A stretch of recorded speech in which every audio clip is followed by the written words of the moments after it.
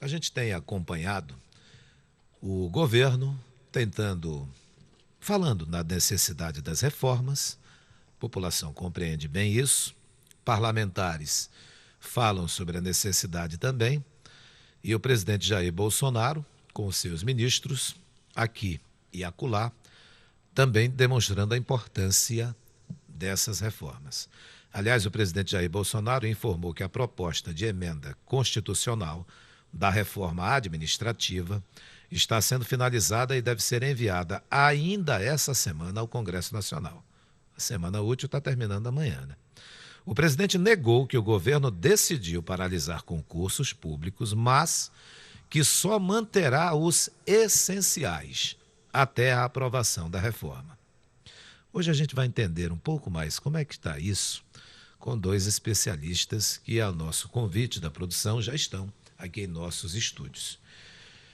Primeiro, a professora da Universidade do Estado do Amazonas, professora de Direito Administrativo, e que preside a Comissão de Direito Administrativo da Ordem dos Advogados do Brasil, Seção Amazonas, Gláucia Ribeiro. Muito obrigado pela presença da senhora, bom dia, sinta-se bem-vinda. Bom dia, muito obrigada. É a Ordem dos Advogados do Brasil que agradece o convite.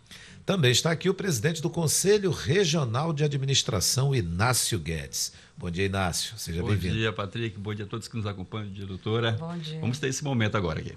Pois é. E a gente já começa sobre o que é essa reforma administrativa para a gente compreender bem. Que reforma é essa? Posso fazer aqui um pequeno histórico sobre isso? O Brasil, os governos ditos liberais, eles têm essa característica de propor mudanças e, inclusive, alterar uma parte do, digamos assim, do poder público, não é? Onde dizem que fica um custo fixo chamado servidores públicos. E serviço público, eles se caracterizam por serem essenciais e não essenciais. Esses não essenciais, há possibilidade, por exemplo, de você delegá-los. E os essenciais são prestados diretamente pelo Estado. Na década de 90, no governo do FHC, ele, quando assumiu a presidência, ele também veio com uma característica neoliberal, e lá ele propôs uma reforma administrativa, emenda constitucional número 19 de 1998, onde, digamos assim, a característica principal era adequar os custos do serviço público, obviamente, remuneração do servidor público. Isso ele vinha de uma pressão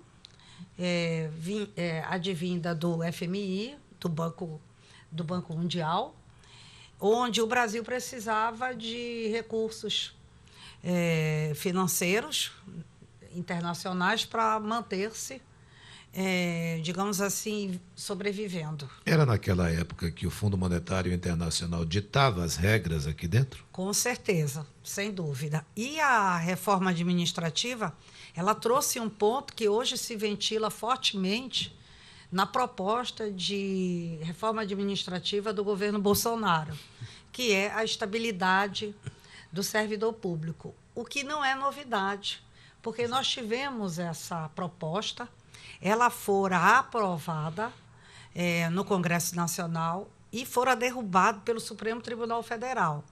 Qual é o mote da quebra da estabilidade? A própria Constituição, ela diz que servidores públicos são, a gente pode dizer assim, que são todas as espécies de pessoas que trabalham no serviço público. São aqueles regidos pela CLT, são aqueles regidos por um estatuto que comumente chamam de estatutário, né, ou sob as normas de direito público, não é? E o temporário, e também nas situações de que os terceirizados desempenham atividades em nome do Estado. E essa quebra da estabilidade se deu exatamente na possibilidade do gestor público optar por uma escolha de regime, um regime estatutário diferente, um regime de vinculação ao Estado diferente do estatutário. Ou seja, na hora de você fazer um concurso, você optaria pela CLT. Por que isso? Porque na CLT se sabe que não há estabilidade. A estabilidade da CLT ela é dada por 3 meses. E, em seguida, quebra, esse é um estágio probatório muito pequeno, em seguida se quebra a qualquer instante essa questão. E eu acredito que a proposta é essa. E a nessa... possibilidade de dar ao gestor público a condição de optar na hora de contratar, de nomear, de um outro regime que não seja o regime estatutário. Facultado a ele fazer isso. Isso, acredito que é por aí. É por aí. Inácio Guedes. Patrick, nós falamos aqui, a doutora muito bem fez esse apanhado histórico, e, de fato, quando se fala de regime jurídico que o servidor público está submetido, se dá aí uma garantia dos serviços oferecidos pelo Estado. Então, não é qualquer pessoa que a qualquer tempo, em qualquer lugar, pode oferecer aquilo que é compromisso do Estado, compromisso constitucional. E quando nós falamos isso, nós queremos dizer que o regime jurídico único que está subjugado os servidores públicos federais, de um modo geral, ele tem muitas amarras. E aí chega ao que nós ouvimos falar. Bem, nós estamos falando aqui de uma proposta que nós ainda não conhecemos detalhadamente. O que se ouve é que uma hora o presidente fala uma coisa, outra hora o ministro fala outra, vão soltando pontos de uma reforma administrativa. Quando ela vier à tona, aí sim, teremos mais propriedade para argumentar. Mas o que eu posso dizer é o seguinte, olhando no portal da transparência do governo federal, mais de 1.100.000 servidores federais. Destes, observa que quase 51% estão na ativa. E os outros? São servidores que não estão na ativa, efetivamente, desempenhando o seu trabalho, mas estão na folha do governo. E isso causa um impacto muito grande. Então, a despeito de qualquer ideologia política, a despeito de qualquer movimento classista, a abordagem que eu procuro trazer aqui é técnica.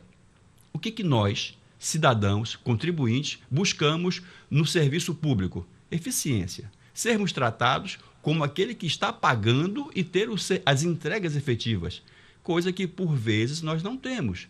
E é isso que o governo, com essa nova reforma administrativa, tenta trazer, a eficiência do modelo de governo, a eficiência nos serviços, as entregas. Se não for cirurgia espiritual, Patrick, dificilmente se faz a cirurgia sem corte. E sem corte não há sangue. E isso para dizer que é preciso, sim, mexer com essa imensa máquina administrativa chamada governo. É uma máquina pesada demais, em que o cidadão que já paga uma alta carga de impostos ainda tem que bancar privilégios em determinadas situações. Como o senhor falou ainda há pouco, foi muito importante o que a professora de Direito Administrativo da UEA e presidente da Comissão de Direito Administrativo da OAB Amazonas, quando ela resgata a história desde o FHC da década de 90, né? Quando ela faz uma ideia sobre isso que a gente compreendeu, a gente também olha para esse lado do hoje. Por exemplo, será que vai ser fácil para o governo aprovar essa reforma após o ministro Guedes chamar de parasitas os servidores? Como é que a senhora entende isso? Acredito que a expressão foi um tanto infeliz, né, por parte do ministro. Ele não deveria nos tratar dessa forma. Eu falo nos tratar porque eu também sou servidora pública, né? Eu sou professora da Universidade do Estado do Amazonas, logo sou servidora pública estadual. E eu penso que o gargalo não é o servidor público. Onde é que estaria o gargalo? Eu acredito que nós estamos realmente precisando apurar a engrenagem da eficiência da máquina pública. Por exemplo, também com a emenda constitucional número 19 de 98, veio à tona o princípio da eficiência. Esse princípio da eficiência, ele sempre existiu para os serviços públicos. Digamos assim, o objetivo era dizer, servidor público, você tem que ser eficiente. Esse princípio da eficiência, até hoje, não fora regulamentado, o que precisa. O que se observa é que a efetividade da apuração de alguma infração, de um ilícito, por exemplo, administrativo do servidor, ele, às vezes, esbarra nessa falta de regulamentação. Exato, embora hajam regras nítidas de sindicância e de processo administrativo disciplinar. E nós, Patrick, aqui já combatendo a minha forma de ser, dizem que eu sou uma pessoa muito combativa, né? Já aqui combatendo aqui a sua fala, é dizer para você que o servidor público ele não possui privilégios. Ele tem prerrogativas, porque imagina você, Patrick, o que seria se você mudasse de patrão em 4 anos? E se o patrão não gostasse de ti? E se o patrão resolvesse transgredir a lei e te perseguisse? Que isso existe. Existe. Isso, politicamente falando, nós não podemos negar. Então, a estabilidade para certa categoria de servidor público, ela não é necessária, ela é mais do que necessária. Ela é essencial para o Estado democrático de direito. Então, acredito que nós precisamos exatamente apurar mecanismos para que todo servidor público seja eficiente. O que eu considero que 99% deles são pessoas dignas e que trabalham e honram o serviço público. Bem, há servidores e há servidoras que, na verdade, não têm uma boa produção, não trabalham corretamente, gerando a reclamação por parte de quem paga os salários, né? Que é a sociedade. E não dá para sair, não tem um mecanismo de avaliação desses servidores para sair, para tirar e colocar um outro. Começo com o senhor Inácio Guedes. Patrick, como a professora falou, a emenda 19 de 98, ela trouxe vários mecanismos de controle da atuação do servidor público, seja ele federal, estadual ou municipal. É uma emenda que trouxe essa figura chamada avaliação de desempenho. É porque parece que o servidor, a servidora, à vontade para contrapor, é intocável, são intocáveis, podem fazer o que quiser e não é bem assim, não é? Tanto que a briga para passar num concurso público é imensa, porque acredita que essa estabilidade vai lhe garantir uma velhice segura, tranquila, estável, e não é bem assim. Quando se fala dos mecanismos de avaliação de desempenho, eles são extremamente necessários e é dele que decorre essa estabilidade, a continuidade dessa estabilidade ou não. Aí a professora dizia ainda há pouco que existe um processo administrativo, um PAD, ou então uma sindicância, para apurar aquela falha do servidor. Se foi grave, aí você tem aí as mesmas gradações que tem na CLT. Advertência verbal, advertência escrita e, no caso do servidor público, não é demissão, é exoneração. Tudo isso é possível. Só que muitos dos órgãos públicos não têm essa figura da avaliação de desempenho na efetividade. Tem na lei. Se cria um regimentozinho interno e diz, olha, temos aqui a avaliação de desempenho, mas não cumpre. E por que não cumpre?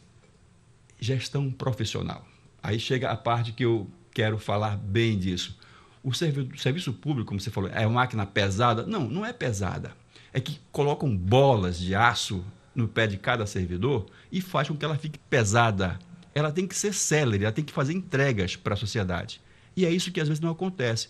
Mas me diga, qual é o soldado que vai para o fronte se o general não determinar qual é a posição dele? E o servidor é esse, é o soldado pronto para a batalha. Mas se não tiver um capitão, um general que diga e dê a estratégia correta, o serviço é ineficiente. E aí que entra a gestão dos compadrios. onde coloca-se pessoas conhecidas, amigo do amigo, ou cunhado, parente, que não têm a capacidade técnica, a gestão profissional, não tem os conhecimentos básicos da administração pública para exercer essa função. É por isso que a gestão, em alguns casos, é ineficiente. Professora. Só complementando aqui o que brilhantemente o doutor Inácio falou, não é? A Constituição, ela traz esse mecanismo, né? Ela veio, como o doutor Inácio disse, ela veio com a emenda constitucional número 19 de 98, eu costumo chamar de famigerada reforma administrativa, né? Porque um dia ainda venho aqui só para a gente conversar sobre ela, tá bom? Tá bom. Patrick. Mas eu vou querer saber por que nesse dia que é famigerada. Pode deixar.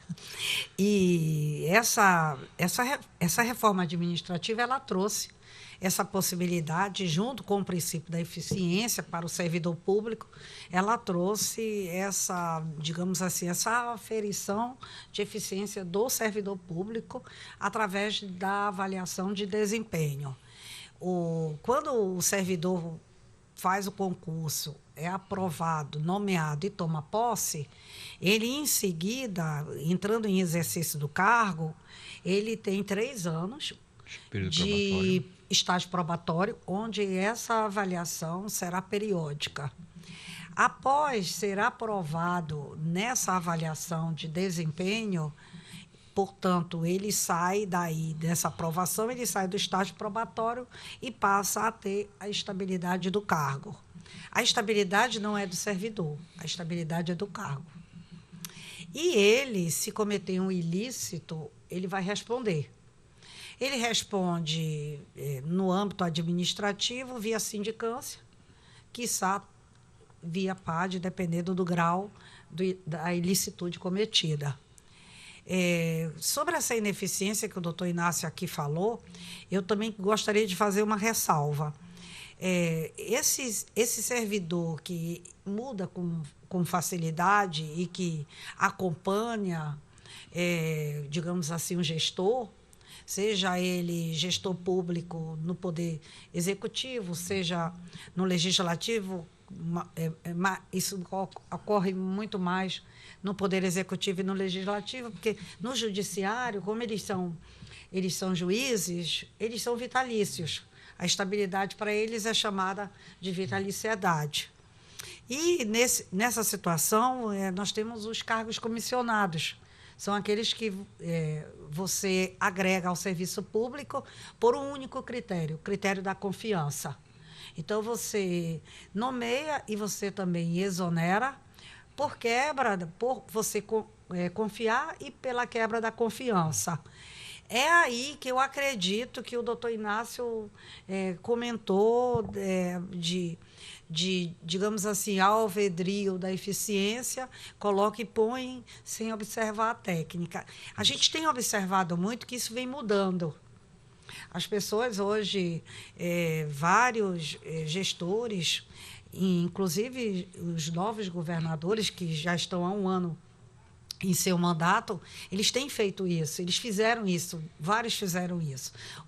A maioria não fez, mas alguns já fizeram, de fazer um processo seletivo simplificado e chamar aquelas pessoas que se sentem habilitadas para aquele número de cargos comissionados e aquelas pessoas serem nomeadas via técnica. O princípio da competência, né? Já se observa a competência.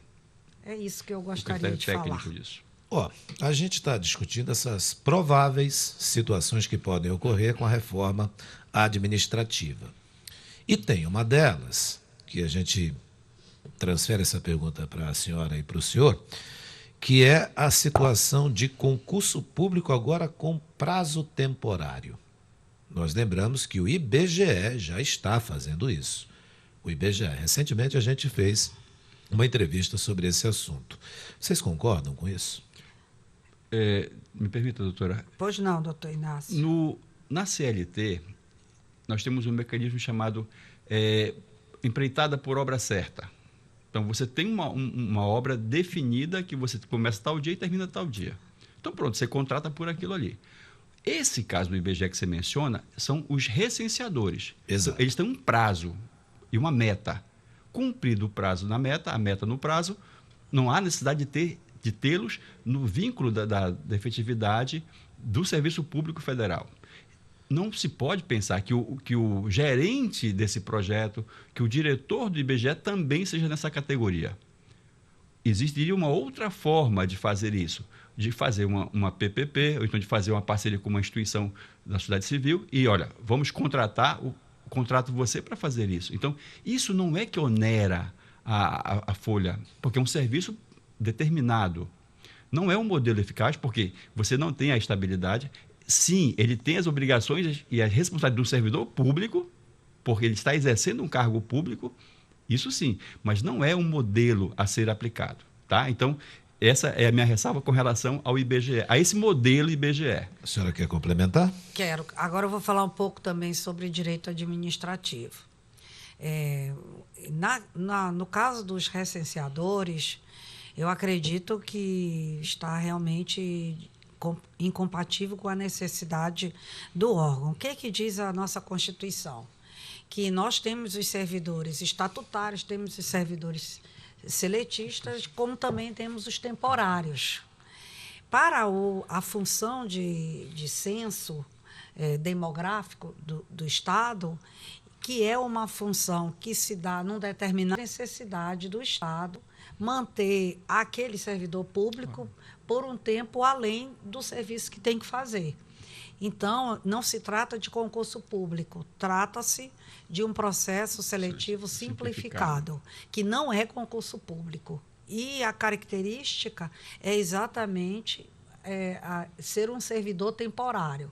Ele tem um prazo certo, ele cumpre aquela meta e ele, então, se desliga do serviço público. Ele tem todas as garantias dadas por lei e tem um regime especial com uma determinada legislação que assim o normatiza.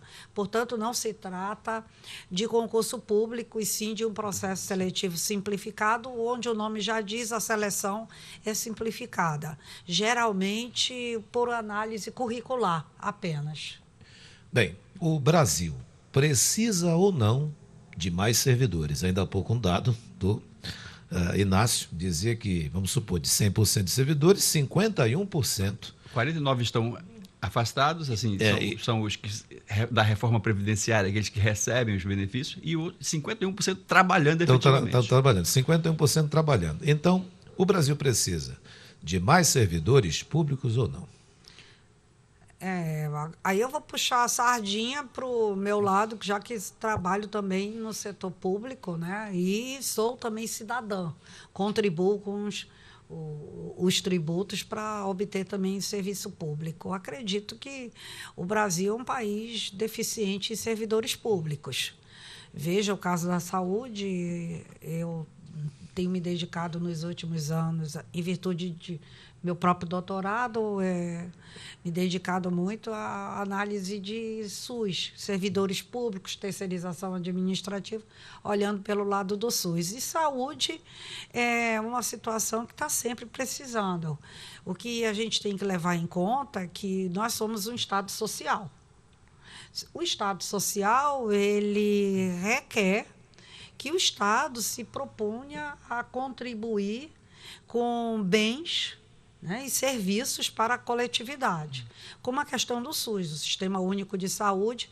Nossas demandas, elas são ilimitadas, obviamente os recursos são limitados, e isso dá esse contraponto, e que, de uma forma bastante genérica, às vezes beirando a irresponsabilidade, alguns costumam dizer que os servidores públicos são em números excessivos. Não podendo deixar de esquecer que, quando eu digo que a folha de pagamento ela custa R$100 mil, ali você está também incluindo não só os da ativa, mas você está incluindo o aposentado e o pensionista. Então, você tem que ter muito cuidado na hora de fazer uma afirmação dessa. Eu acredito que nós precisamos de servidores públicos e, mais do que nunca, precisamos de mecanismos para que se torne cada vez mais um serviço digno e eficiente para o cidadão. E o senhor avalia de que maneira? Patrick, a análise que eu faço eminentemente técnica. Nós não, ao que aparece, não precisamos de muito mais. Claro que tem locais que está sobrando e outros estão faltando. O que cabe ao gestor? Fazer um diagnóstico. E é isso que o governo tem feito ao longo dos meses. O ministro da Economia tem feito esse diagnóstico. Então, por que ele extinguiu determinadas secretarias, fundiu ministérios? Porque ele viu que tinha uma massa sobrante ali, onerando. Então, ele pegou e deslocou para outros lugares, aqueles que tinham a estabilidade como servidor público, buscando a eficiência. Todos nós queremos um serviço eficiente. Só que quando chega nesse momento de você mexer e dar um corte, não, aqui não. Aqui não, aqui não. Há resistências. Na tua própria casa, Patrick, você chega um dia e poxa, esse serviço de internet está muito caro. Ou eu cancelo ou eu procuro o mais barato. Mas você não quer ficar sem internet. E é isso que o governo tem, pela análise que eu faço, tem buscado isso, a eficiência dos serviços.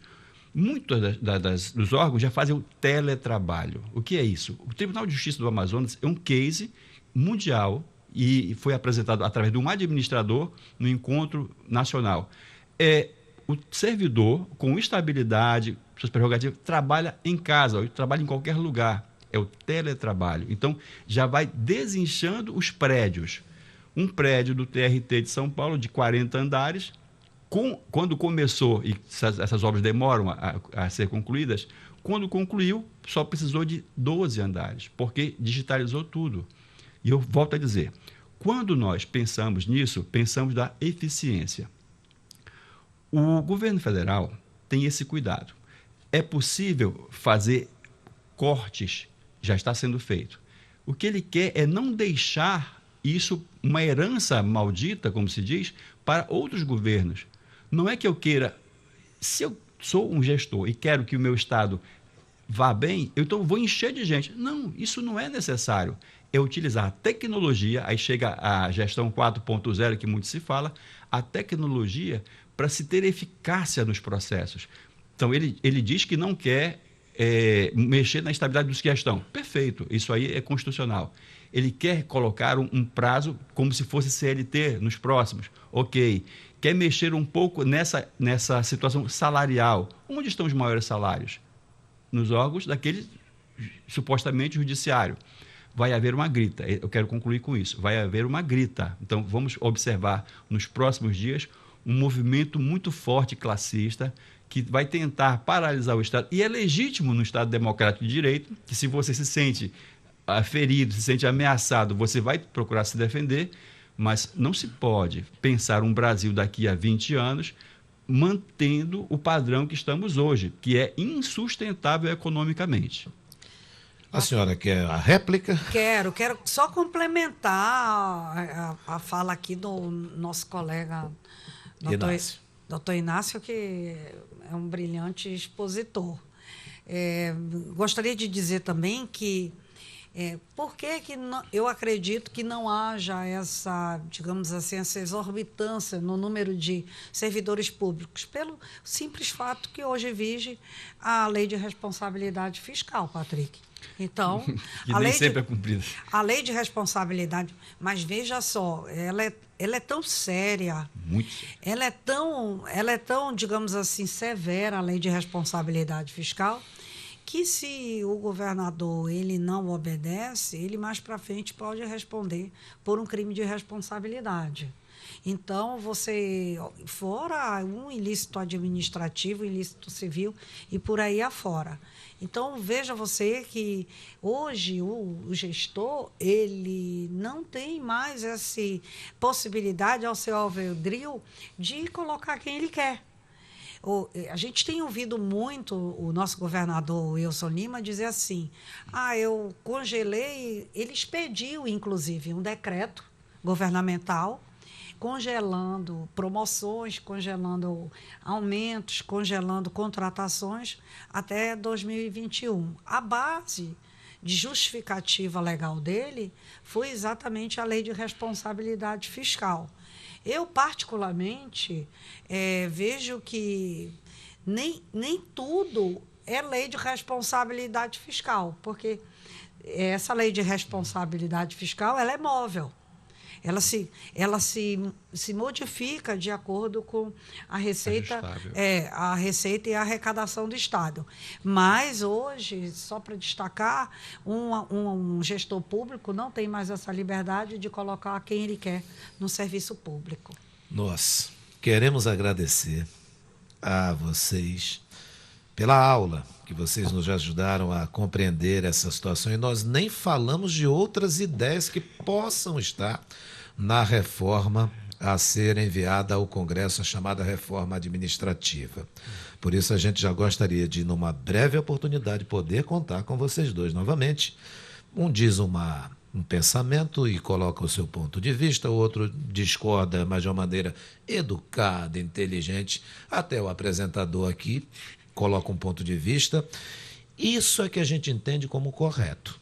Todo mundo ali tem o direito de discordar dentro do respeito. Isso é que é legal. Portanto, muito obrigado, professora da Universidade do Estado do Amazonas de Direito Administrativo e presidente da Comissão de Direito Administrativo da OAB Amazonas, Gláucia Ribeiro. Muito obrigado por seu conhecimento dividido com a gente. Muito obrigado. Eu costumo dizer que eu tenho um grande orgulho, além de ser advogada, de ser professora.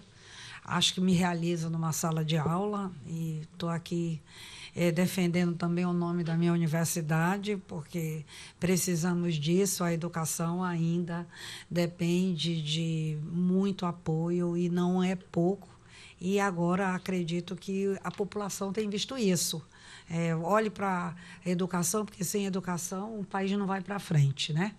No mais, agradecer em nome da OAB o convite e aqui disposta a novas conversas e diálogos. Quero fazer um pedido à senhora.